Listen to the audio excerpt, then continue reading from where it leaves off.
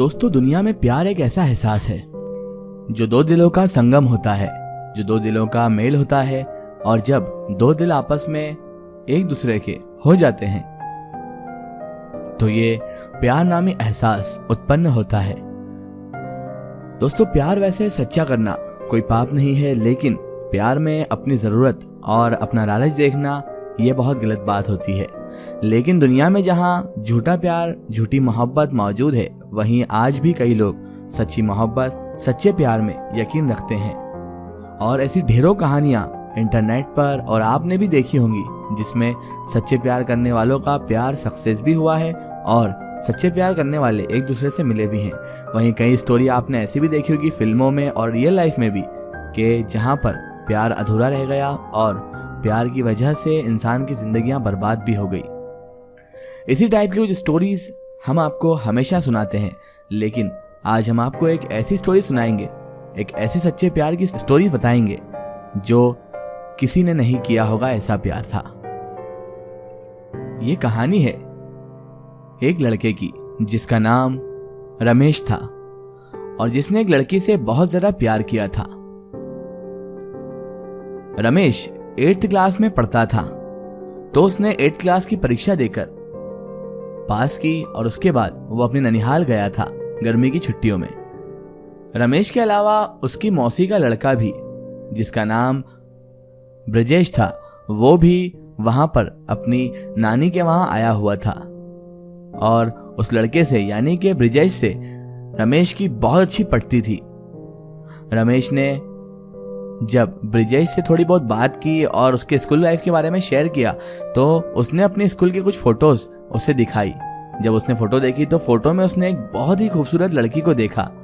तभी रमेश ने जैसे ही उस लड़की को देखा तो ब्रजेश से पूछा कि ये कौन है यार।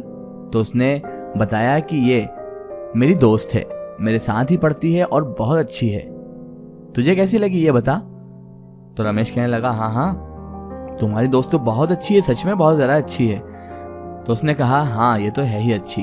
उसके बाद रमेश ने फिर से ब्रजेश से पूछा कि ये जो है तुम्हारी जो ये फ्रेंड है, ये कहाँ रहती है और इसका नाम क्या है।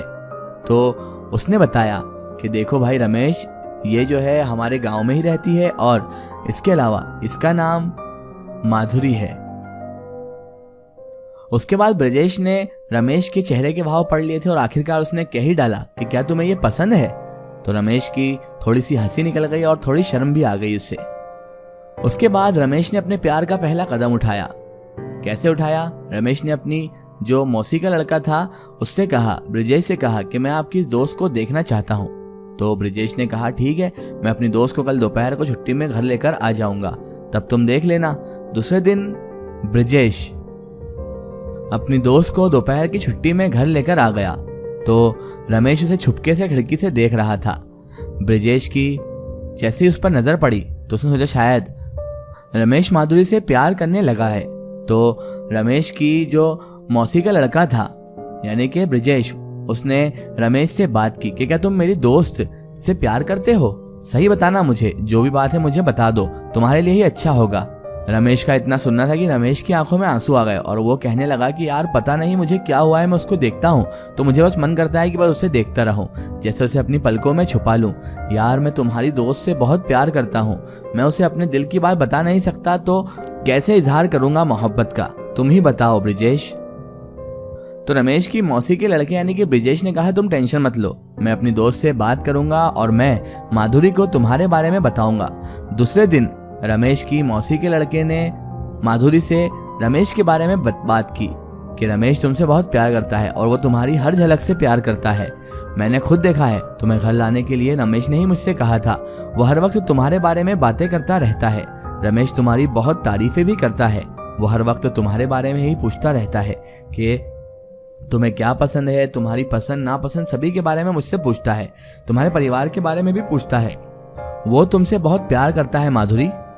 माधुरी ने घर जाकर रमेश के बारे में सोचा तो सभी बातें सोचने के बाद माधुरी के मन में रमेश की एक बहुत अच्छी छवि बनने लगी। माधुरी ने सोचा आजकल ऐसे लड़के मिलते कहाँ हैं जो किसी से बिना मतलब इतना प्यार करते हैं। माधुरी ने दूसरे दिन अपनी दोस्त से कहा यानी कि ब्रजेश से कहा कि मैं एक बार रमेश से मिलना चाहूंगी। और रमेश को समझना चाहूंगी। तो रमेश के मौसी के लड़के यानी ब्रिजेश ने ये बात सुनकर मन ही मन में बड़ी खुशी का इजहार किया और रमेश की तरफ से पहले ही हाँ भर दी।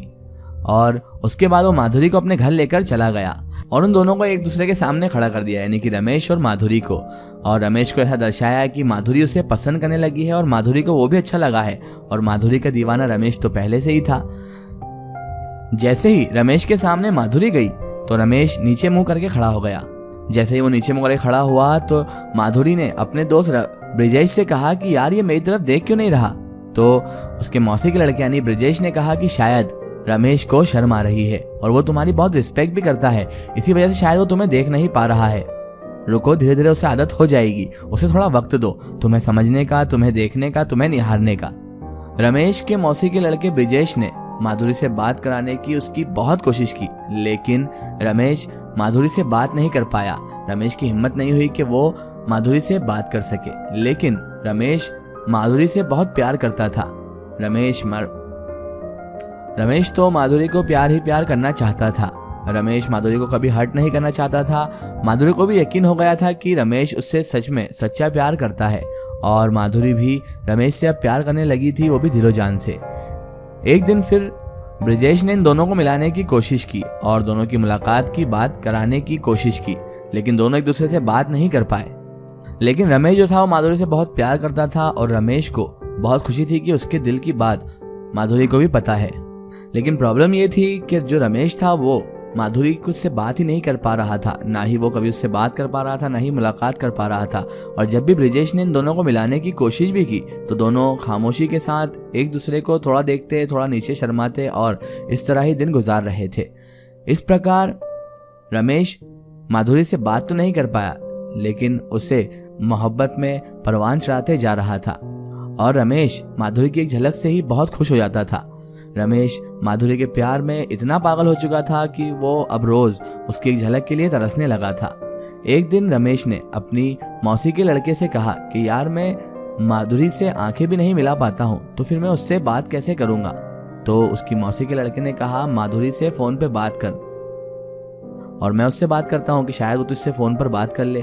तो रमेश ने कहा कि नहीं यार, वो इससे प्रॉब्लम में पड़ सकती है और मैं नहीं चाहता हूँ कि माधुरी मेरी वजह से किसी प्रॉब्लम में पड़े और उसे किसी भी प्रकार की कोई समस्या हो।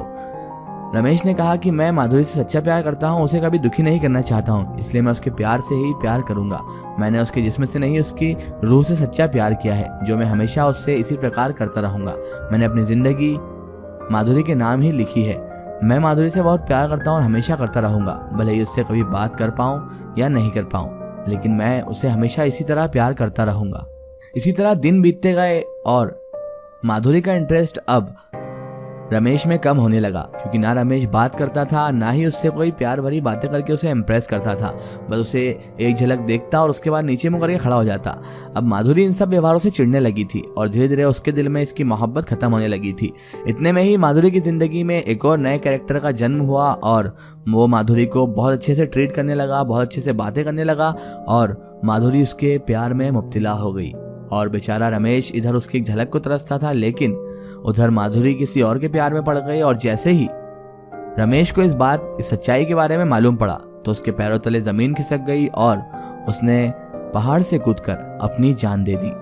माधुरी को जब मालूम पड़ा कि रमेश ने उसकी वजह से सुसाइड किया है तो उसे बहुत रोना आया, लेकिन वो कर भी क्या सकती थी, जाने वाला इंसान तो दुनिया से चला गया। अब सिवाय अफसोस के माधुरी की जिंदगी में कुछ भी नहीं बचा था। और जब सब लोगों को ये बात पता पड़ी तो सब माधुरी के ऊपर थू थू करने लगे कि इतना सच्चा प्यार करने वाले को छोड़कर वो किसी और के प्यार में पड़ गई और उसी ने उसकी जान ले ली। दोस्तों, प्यार मोहब्बत एक ऐसा एहसास होता है कि इंसान अगर उसमें लग जाता है तो फिर जरा सा हर्ट होने पर या फिर अपने आशिक को किसी और के पास देखने पर या अपने माशूक को जिससे हम प्यार करते हैं उसको किसी और के पास देखने पर ऐसी तन बदन में आग लगती है कि इंसान फिर बिना सोचे समझे कुछ ऐसा कर बैठता है जिसने कभी सोचा भी नहीं हो। और उसी तरह का एक निर्णय रमेश ने भी लिया और उसने सुसाइड कर लिया।